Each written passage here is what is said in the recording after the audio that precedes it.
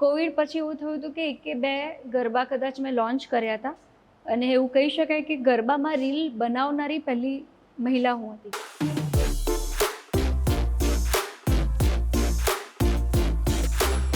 ગુજરાતની ઓળખ એટલે ગરબા અને ઓળખથી જનતાને રૂબરૂ કરાવનારા એ આપણા ગરબા સિંગર્સ.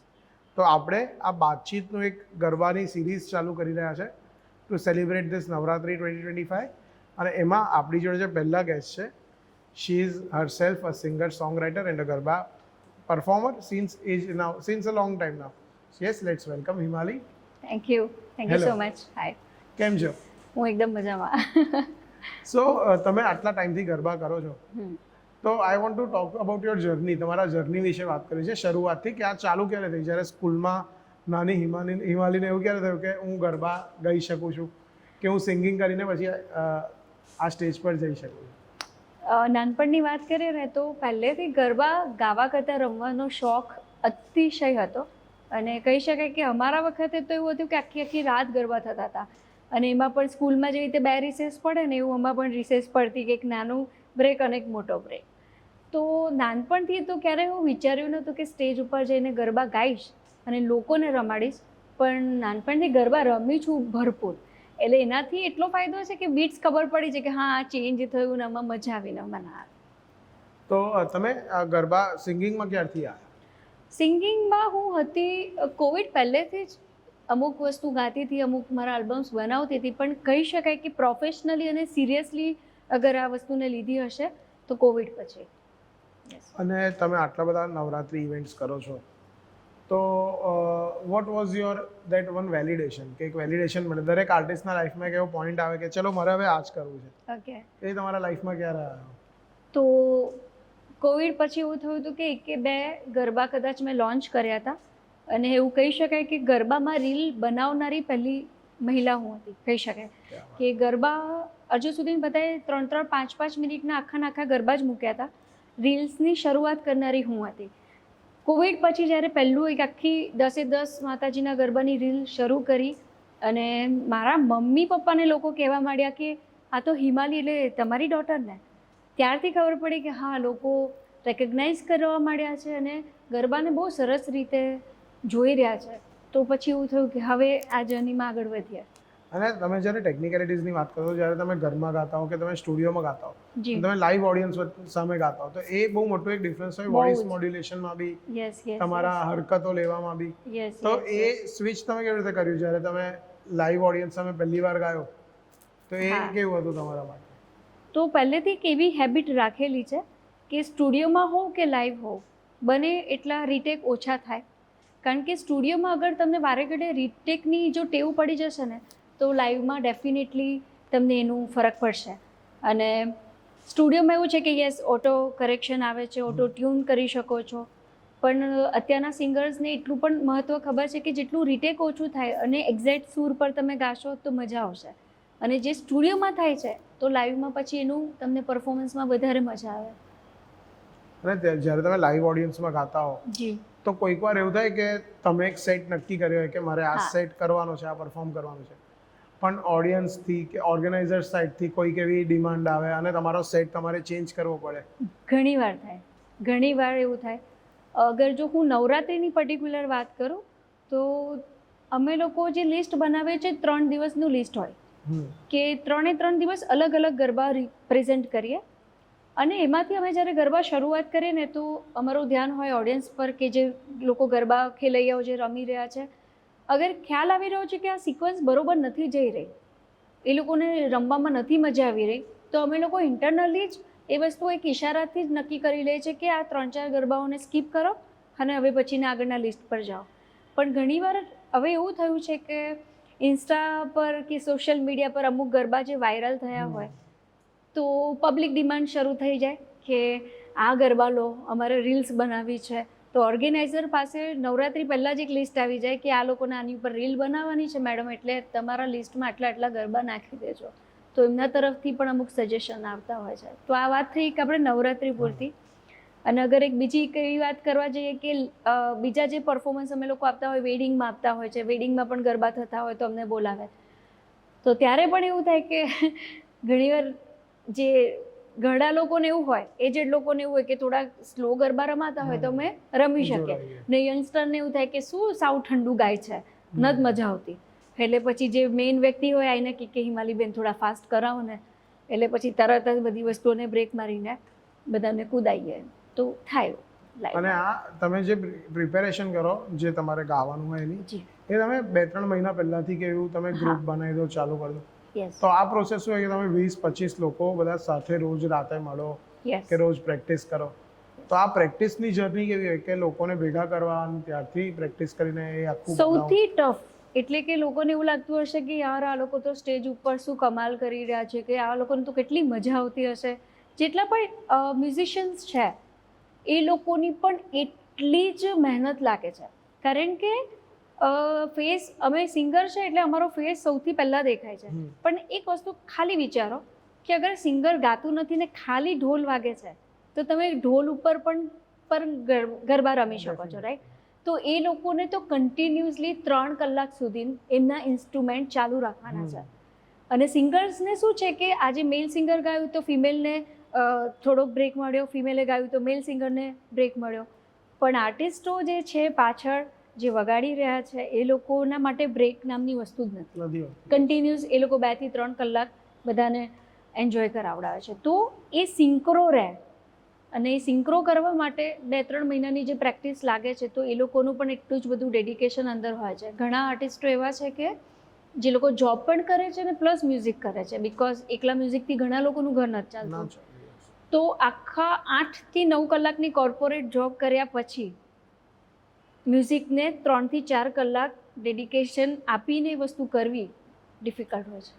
અને આજ આપણે વાત કરીએ કે અમુક જે ઓર્ગેનાઇઝર્સ હોય કે અમુક લોકો હોય, એ જે તમે પે કહો કે હવે તમે આટલા બધા લોકો આટલા ટાઈમથી મહેનત કરો છો, પછી એના એક અમાઉન્ટ કહો, અને એનામાં બાર્ગેનિંગ થાય, અને પછી યુ લીવ ધ ઇવેન્ટ કે ચલો અમે અમારું આટલું બજેટ છે, અમારા સિંગર્સ આટલું ડિઝર્વ કરે છે, આટલું તો મળવું જ જોઈએ. અને પછી કોઈક બીજું સિંગર એ ઓછી અમાઉન્ટમાં ત્યાં જતું રહે કે બાર્ટરમાં કે કશામાં ત્યાં જતું રહે. એમાં આર્ટિસ્ટને કેટલું અફેક્ટ થાય આ વસ્તુ? બહુ જ, કારણ કે કોઈ બી ઓર્ગેનાઇઝર સાથે એ ઇવેન્ટ સક્સેસફુલ બનાવવા માટે સૌથી પહેલું તો શરૂઆત ત્યાંથી થાય છે કે કોલ આવે કે અમારે તમારું ગ્રુપ હાયર કરવું છે, તમને હાયર કરવા છે.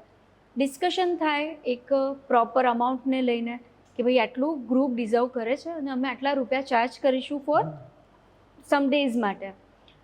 એ બાર્ગેનિંગ થયા પછી પણ ઘણીવાર એવું થાય કે કોઈ ગ્રુપ આવી અને ઓર્ગેનાઇઝર જોડે બાર્ગેનિંગ કરીને હજુ એનાથી ઓછા પૈસામાં ડિસાઇડ કરી લે. ઓર્ગેનાઇઝરનો ખાલી ત્યારે જ ફોલ્ટ આવે કે એ લોકો બહુ ઓછા પિરિયડમાં ઇન્ફોર્મ કરતા હોય છે કે આ વખતે આપણું વર્કઆઉટ નહીં થાય. તો એ જે આટલા કલાકોની મહેનત છે કે આટલા મહિનાઓની મહેનત છે એ એક જ ફોન કોલથી બધાનું મોરલ ડાઉન કરી નાખે છે કે અચ્છા આ નથી થતું. અને અગર કોઈ બીજું ઓછું પેમેન્ટથી એ વસ્તુ લેવા માંગે છે તો અગેન એક થાય ને કે ન્યાય તમે ન આપી શકો કે આ વ્યક્તિ આ ડિઝર્વ કરે છે, આ વ્યક્તિ આ ડિઝર્વ કરે છે, તો હવે આણે આટલામાં કામ કર્યું તો તમે પણ આટલામાં કામ કરો, એ પોસિબલ નથી. અને એવા ટાઈમે ક્વોલિટી બી નથી જળવાતી. યસ યસ યસ યસ કે 100% જે લોકો ઓછામાં છે એ લોકો પછી એ રીતની ક્વોલિટી ના આપી શકે અને ઓવરઓલ પછી આખા સીનનું નામ બગડે. હા હા, એટલે કહીએ ને કે આ એક એકચ્યુઅલી ટીમ વર્ક છે. ટીમ વર્ક એવી રીતે કહી શકું કે જે પણ મ્યુઝિશિયન છે એ લોકો જેટલી પણ મહેનત કરે છે, અમે સિંગર જેટલી મહેનત કરે છે, એક લિસ્ટ બનાવવાની પાછળ અમે લોકો એક આખું વીક કાઢીએ છીએ ફક્ત લિસ્ટ બનાવવા પાછળ કે આટલા આટલા ગરબા લઈ શકાય છે, ઓપ્શન આટલા આટલા ગરબામાં રાખી શકાય છે. એક અઠવાડિયાની મહેનત પછી આ રિહર્સલ, અને આ બધું જ્યારે સ્ટેજ ઉપર જઈએ અને માની લો કે સાઉન્ડ જ બરોબર નથી તો અગેન સાઉન્ડવાળા ઉપર ડિપેન્ડન્ટ થઈ જઈએ અમે લોકો. હવે માની લો કે સાઉન્ડ પણ સરસ છે, આર્ટિસ્ટો પણ ગ્રેટ છે, પણ ઓર્ગેનાઇઝર બરોબર નથી થયું, વેન્યુ જ બરોબર ઓર્ગેનાઇઝ નથી થયું, બહુ જ બધા ક્રાઉડ આવી ગયું છે અને રમવાની જગ્યા નથી ને બધા એકબીજાને ધક્કા મૂકી મારી રહ્યા છે, તો અગેન આખું ઇવેન્ટ ડિસ્ટર્બ થઈ જાય. તો એક આખા ટીમ જો પ્રોપરલી બધા પોતપોતાનું કામ પ્રોપરલી કરે તો પછી એ સક્સેસફુલ. અને તમે સાઉન્ડની વાત કરી તો અમારે બી અમે ઇવેન્ટ્સમાં જે જોઈએ છે કે એ લોકો ઓર્ગેનાઇઝર્સને ક્વોલિટી બહુ સારી છે પણ એ લોકો સાઉન્ડમાં કોમ્પ્રોમાઇઝ કરે છે. તો આ ટેકનિકલ વસ્તુઓ જેમ કે સાઉન્ડ છે કે માઇક્સ છે, માઇક્સ જે ક્વોલિટી ઓફ માઇક્સ છે, લાઇટ્સ છે, આ બધું કેટલું ઇમ્પેક્ટ કરે એક પરફોર્મરને? બહુ જ. હવે તો એવું થઈ ગયું છે કે પહેલાં એવું હતું કે સિંગરને ફક્ત ગાવામાં ધ્યાન આપવામાં આવતું હતું. હવે એવું થઈ ગયું છે કે ડ્રેસિંગ, હવે એને પોતાના ડ્રેસિંગ માટે પણ એટલું જ કેર કરવાની છે, એના મેકઅપ માટે પણ એટલું કેર કરવાની છે. પણ હવે એની સાથે સાથે આ પણ જોવાનું છે કે ઓકે ઓર્ગેનાઇઝર કયા માઇક આપી રહ્યા છે, એની સામે સામે સાઉન્ડ સિસ્ટમ શું છે, રાઈટ, એ લોકો કયા કયા ટેકનિકલ ઇન્સ્ટ્રુમેન્ટ યુઝ કરી રહ્યા છે. તો હાનું પણ એક હવેથી અલગ લિસ્ટ બનવા માંડ્યું છે કે આ હશે તો અમને આટલી ક્વોલિટી મળશે, અધરવાઇઝ ક્વોલિટી નહીં મળે. અને આ બધું ઇમ્પેક્ટ કરે તમારા ઘણું કરે છે. અગર હું એક નોર્મલ ચણિયાચોળીમાં ગરબા ગાઈશ, અવાજ એ જ છે, માણસ પણ એ જ છે, મ્યુઝિશિયન્સ પણ એ છે, પણ અગેન અત્યારના લોકો એ પણ જોવે છે કે અચ્છા સિંગરે કપડાં કયા પહેર્યા છે, જ્વેલરી કઈ પહેરી છે, કયા ડિઝાઇનર પાસેથી એમને આ લીધું છે. તો હવે કેટલી બધી વસ્તુઓ મેટર કરવા માંડી છે. અને અત્યારે એવું થઈ ગયું છે છેલ્લા થોડાક વર્ષોમાં, હું 10-15 વર્ષની વાત કરીશ કે સોશિયલ મીડિયા ઇરપ્ટ થયું છે એકદમ, અને દર વર્ષે વધ્યા જ કરે છે. તો હવે લોકોને ગ્રાઉન્ડ પર આવીને ગરબા કરતા વધારે એવું હોય છે કે હું ફોટો મૂકું, જાતે ખુશ થવાની જગ્યાએ એવું લાગે કે હું દુનિયાને બતાવું કે હું ખુશ છું, હું ફોટો પડાવું. અને એમાં એવું થાય કે આપણે ગરબાનો ટાઈમ 8 વાગ્યાનો હોય, લોકો 9-9:30 સુધી સિંગર્સ બધા પરફોર્મન્સ એમનું ટાઈમનું ગાતા હોય, પણ આ લોકો ત્યાં ગ્રાઉન્ડ પર ઉભા ફોટા પડાયા કરે, રીલો બનાવ્યા કરે. તો એ સિંગર્સ તમને કેવું લાગે? બહુ દુઃખ થાય, બહુ જ દુઃખ થાય. રીઝન એવું છે કે ઓર્ગેનાઇઝર અમને લોકોને તો શાર્પ કહી દે કે 8 વાગે તમારે ગરબા શાર્પ ચાલુ કરી દેવાના છે. પણ ઘણીવાર એવું થાય કે અમે લોકો આમ જ ઉપર ઊભા ગાઈએ છીએ ને અમે જોઈએ કે અમે આટલું રિહર્સલ કર્યા પછી આટલું મહેનતથી આ બધું પરફોર્મન્સ અમે લોકો આપી રહ્યા છે, મ્યુઝિશિયન્સ આપી રહ્યા છે, ને નીચે જ્યારે ગ્રાઉન્ડ પર જોઈએ કે જે હોલ છે ત્યાં જોઈએ કે અચ્છા બધા તો સેલ્ફી લઈ રહ્યા છે ને ડ્રેસ લઈને આમ કરી રહ્યા છે. તો એવું થાય કે યાર કાં તો તમે વહેલા આવીને આ બધું ખતમ કરો, કાં તો ઘરેથી આ બધું કમ્પ્લીટ કરીને આવો, પણ હવે તમે રમવા આવી જ ગયા છો તો બસ હવે શરૂ કરો. અને નવરાત્રીને બી હવે માતાજીની ભક્તિ કરતા ઉપર એવું કે ચલો બતાવીએ કે જો હું અહીંયા ગયો તો મેં આવું કર્યું, મેં આવા ફોટા પાડ્યા, આવું મૂક્યું. અને એ જ ટ્રેન્ડમાં જેમ આપણે વાત કરી કે લોકો જ્યારે લખે બી ગરબા કે નવા ગરબા બનાવે તો એ લોકો એવું નથી વિચારતા કે આપણે નવરાત્રી માટે, માતાજી માટે કે કાનુડા માટે ગરબા બનાવીએ. એ લોકો એવું વિચારે છે કે આ વાયરલ થશે, અત્યારે આ ટ્રેન્ડ ચાલે છે તો આપણે એક્ઝેક્ટલી. એટલે હું તમને સોરી વચ્ચે એ ટોક્યા, પણ હમણાં એક ગરબો બહુ જ ફેમસ થયો છે ને, લોકો ક્રેઝી છે ગરબા માટે. અગેન હું કોઈ સિંગરને કે કોઈના સોંગ કમ્પોઝર માટે નથી બોલી રહી, પણ એક ગરબો છે કે મારે કપડાં મેચિંગ કરવા છે. જ્યારે પણ આ ગરબો ગવાય નવરાત્રીમાં કે કશી પણ જગ્યાએ, એટલે પબ્લિક એટલી ગાંડી થઈ જાય કે કપડાં મેચિંગ કરવા છે. મીન્સ વોટ કે જે પણ જોડીની સાથે આવ્યા છે તો એ લોકો તરત જ કે હવે આપણું રીલ વાળો ગરબો આવી ગયો, અને બંને જણ જે પણ કપલ હશે એ લોકો બંને જણ સાથે કપડાં મેચિંગ વાળા રીલ્સ શરૂ કરશે. તો ઓર્ગેનાઇઝર કે ભાઈ આ બધા જે ટ્રેન્ડી રીલ ચાલે છે હિમાલી બેન એ જ ગરબા લો ને. તો એવું થાય કે યાર હું અહીંયા માતાજીની ભક્તિ માટે આવેલી છું કે શ્રી કૃષ્ણજીના રાસ માટે આવેલી છું કે આ કપડાં મેચિંગ કરાવવા આવી રહી છું. તો એમાં થોડું કન્ફ્યુઝન થઈ જાય છે. અને એવા ટાઈમે જ્યારે સોશિયલ મીડિયા વાળું જે તમે કીધું જી, તો એઝ અ સિંગર તમારે બી એ સોશિયલ મીડિયા ગેમમાં રહેવાનું છે. એ કોન્ફ્લિક્ટ એક રહે કે મારે આ બી જ કરવાનું છે, પેલું બી કરવાનું છે, અને એ કેમનું મેનેજ થાય? એટલે સૌથી પહેલાં હું મારી જર્નીની અગર વાત કરું ને તો મારા 2-3 ગરબા બહુ વાયરલ થયા કે જેની ઉપર બહુ બધા લોકોએ રીલ બનાવી. ખાસ કરીને માતાજીના મંદિરમાં એ ગરબા વધારે વાયરલ થયા છે. તો ત્યાંથી મને એક ઓળખાણ મળી કે ભાઈ આ એક સિંગર છે અને બહુ સારું ગાય છે. હવે ઓર્ગેનાઇઝર જ્યારે મારી પાસે કોઈ શો લઈને આવે છે, નવરાત્રિનો હોય કે બીજું કાંઈ પણ, હવે એ લોકો એવું કહે છે કે તમારા ફોલોવર્સ કેટલા. તો ફોલોવર્સ હવે ડિપેન્ડ કરે છે અમારા માટે કે ફોલોવર્સ અમને સ્ટેજ અપાવશે, એવું થઈ ગયું છે. મારી પાસે બી આવું એક ઇવેન્ટ આવી હતી, એક ઇન્ક્વાયરી આવી હતી. મેં એક સિંગર પીચ કર્યું ઓર્ગેનાઇઝરને. ઓકે.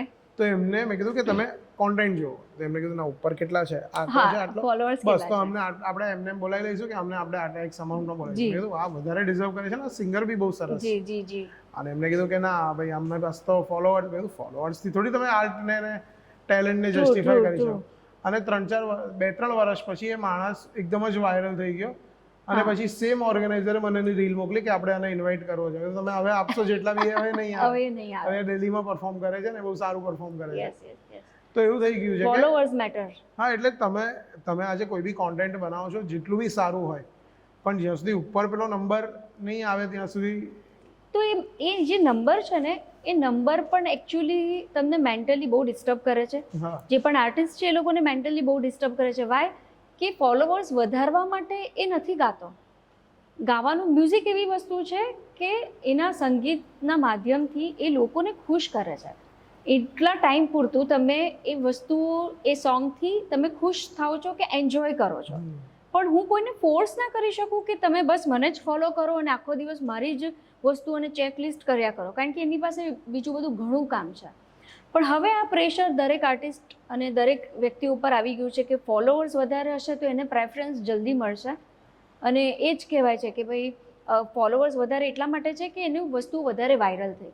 પણ હું તમને સાચું કહું, ઘણા એવા 500K વાળા છે, 2000K વાળા સમથિંગ એવું કહી શકાય કે એ લોકોના કોન્ટેન્ટ જોશો ને તો એવું જ કહે છે કે પાર્થ આજે મેં ચટણી નથી બનાવી, અને એ રીલ્સ એટલી બધી વાયરલ થાય છે અને એના એટલા બધા ફોલોવર્સ હોય છે. તો મને એવું થાય કે ઓકે, તમે એને જોબ આપવાના છો, ખાલી એને એટલું જ કીધું છે કે પાર્થ આજે મેં ચટણી નથી બનાવી, તો એ પાર્થને ટેગ કરતાં કરતાં એટલા બધા ફોલોવર્સ એના વધી જશે.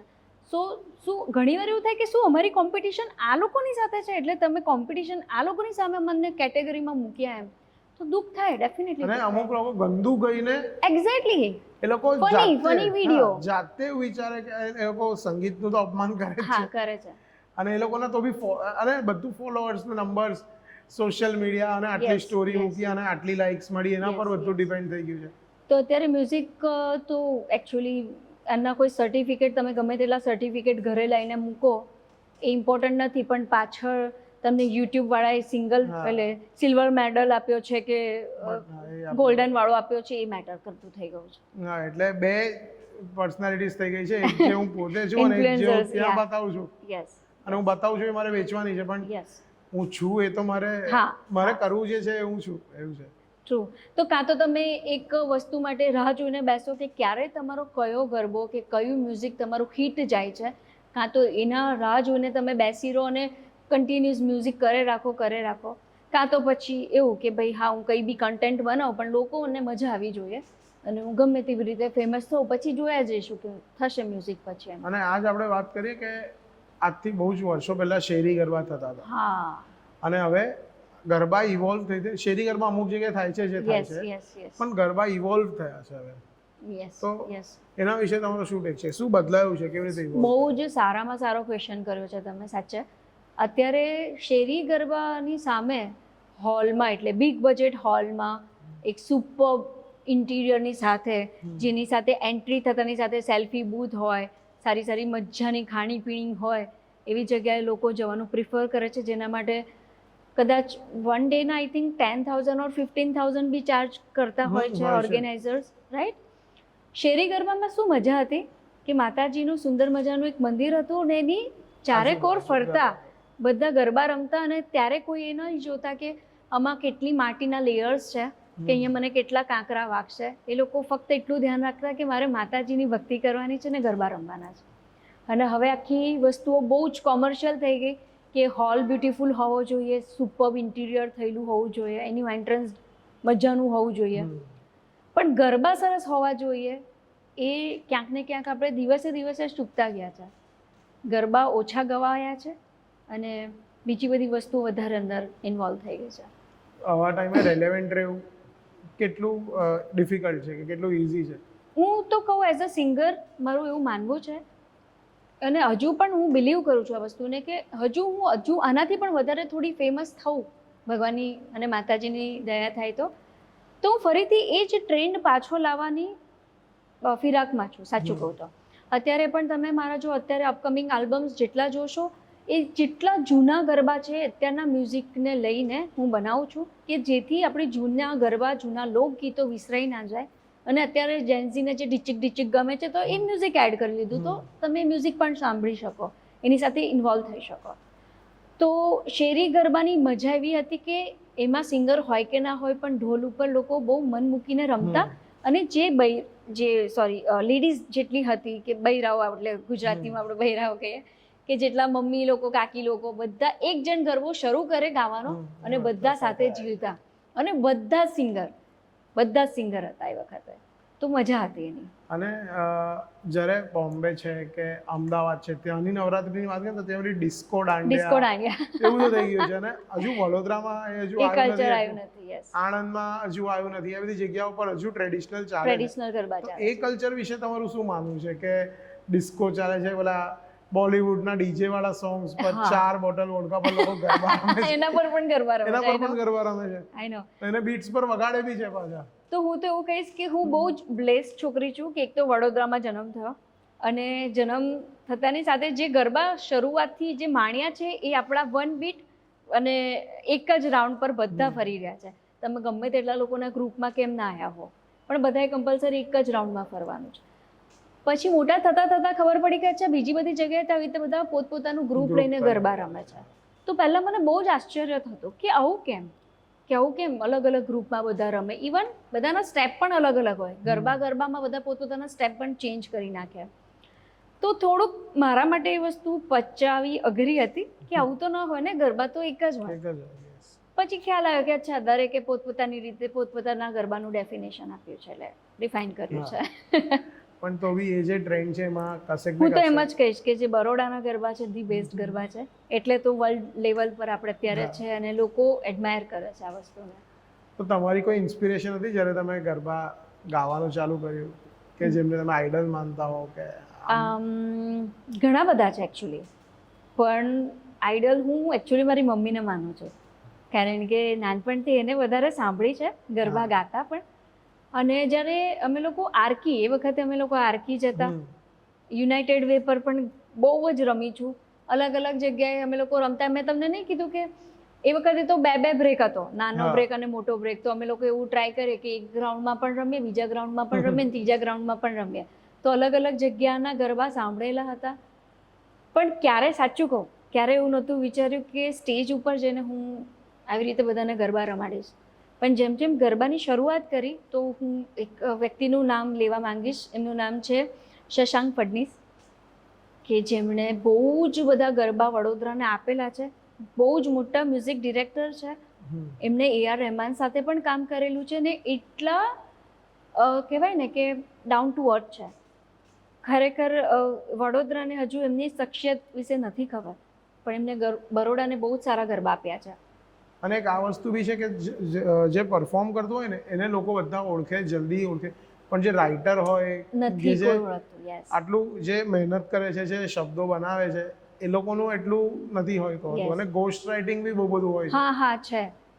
એ તો હવે આ બધું શરૂ થયું છે કોપીરાઇટ્સના હાથે, હા. પણ જે પહેલા જૂના જે ટ્રેડિશનલ ગરબા છે, ઇવન આપણા બરોડાના જ એક નામ લઈશું, વત્સલાબેન પાટીલ, જેમણે ગાયું છે હે મારી મહીસાગરની આરે ઢોલ વાગે છે, અને શું ફેમસ થયો છે. રામલીલામાં પણ એમણે એમનું એક નાનું ટ્રિબ્યુટ આપેલું છે. રામલીલા મૂવી છે એમાં.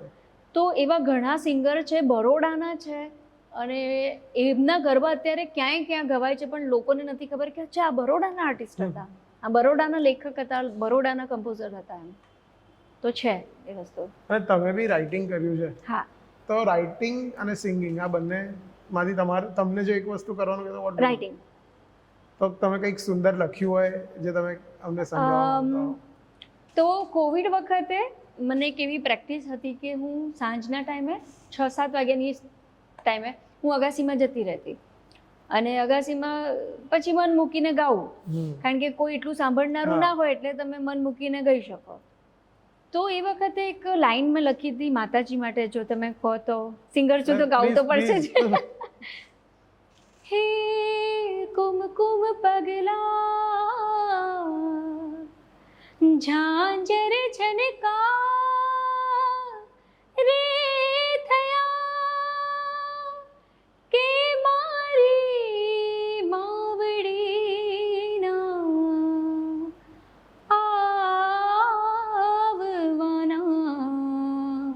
હે ધાણ કળ્યા.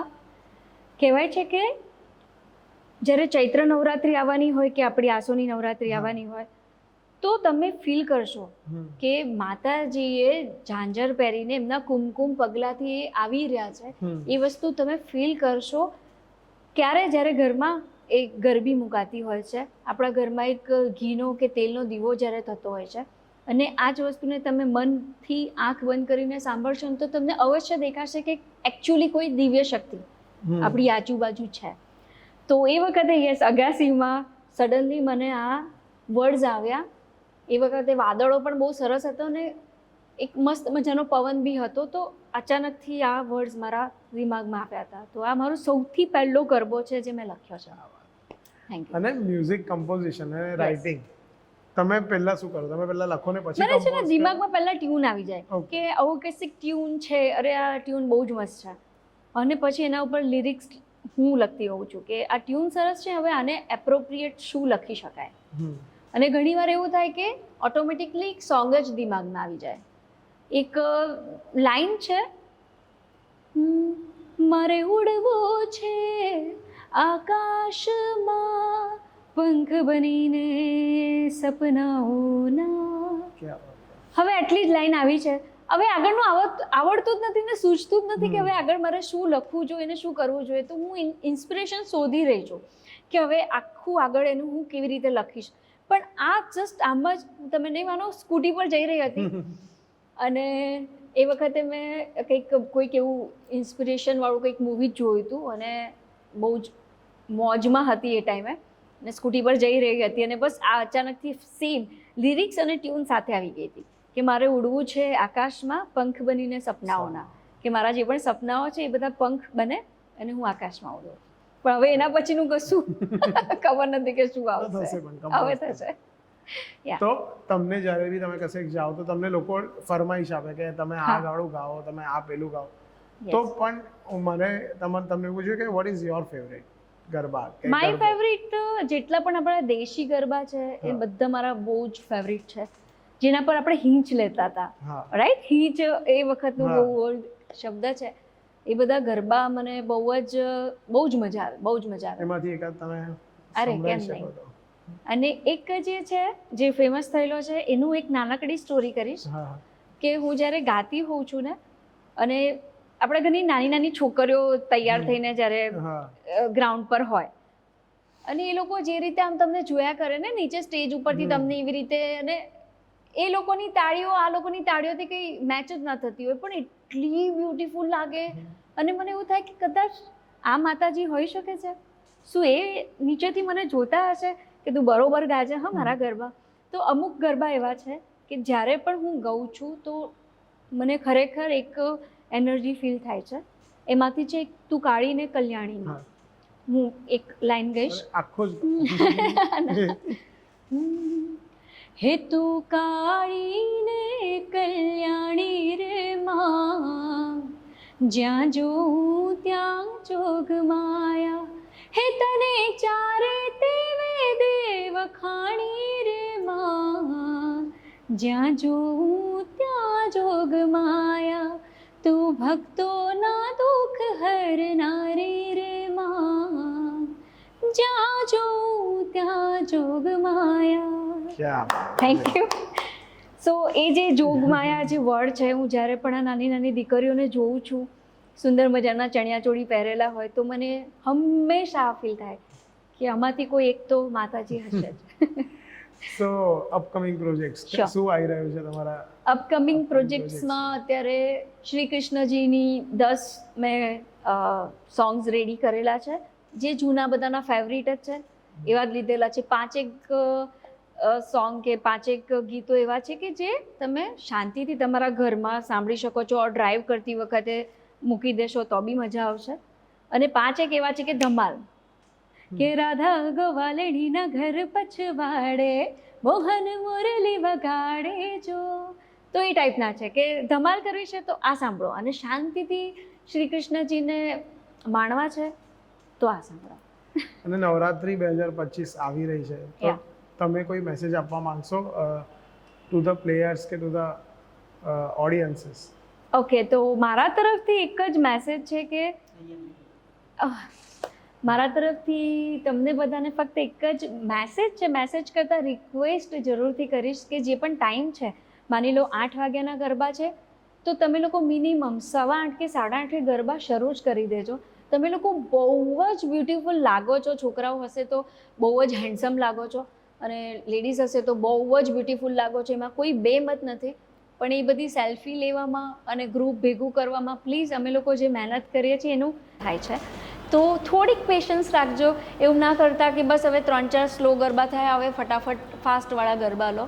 હરેક વસ્તુની પેશન્સ રાખી અને અગર એ મ્યુઝિકની મજા માણશો તો તમને બહુ જ મજા આવશે. અને સૌથી ઇમ્પોર્ટન્ટ વાત એમ છે કે આપણે ગરબા રમવા જઈએ છીએ અને એ રમવામાં માતાજીની ભક્તિ કરીએ છીએ, તો બસ એ ના ભૂલતા. બાકી તો જય માતાજી, જય Shri Krishna. Thank you. Thank So you. yes, Himali, thank you for having me here. અને thank you all crew members અને જેટલા લોકો તમે લોકો છો અહીંયા બધા. થેન્ક યુ મને સાંભળવા માટે પણ. Thank you so much.